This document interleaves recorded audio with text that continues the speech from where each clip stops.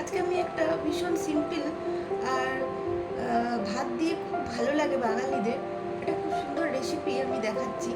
এটা মানে 2 মিনিটের রেসিপি, কোনো ব্যাপারই না, আর জাস্ট 10 মিনিটে হয়ে যায়। প্রথমে আমি কিছু কুমড়ো নিয়েছি, কুমড়োগুলোকে এইভাবে কেটে নুন আর হলুদ দিয়ে এভাবে আমি করেছি। এবার আমি কড়াইতে তেল গরম করেছি, দেখা যাচ্ছে। তেল গরম করার পর আমি একটু কালো জিরে দিচ্ছি, এই যে কালো জিরে দিলাম।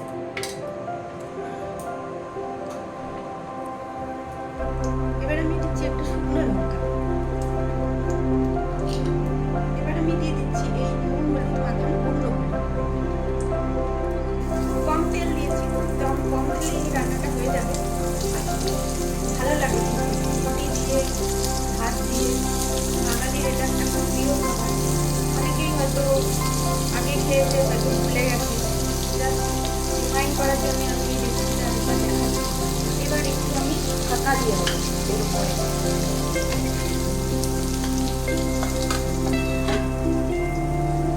4 মিনিট হওয়ার পর আমি ঢাকাটা আবার খুলবো, খুলে দেখবো।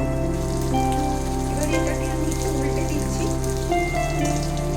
প্রত্যেকটাকে এবার আমি উল্টে দিয়ে আবার একবার ঢাকাটা দিয়ে দেবো, তারপরে আবার দেখবো।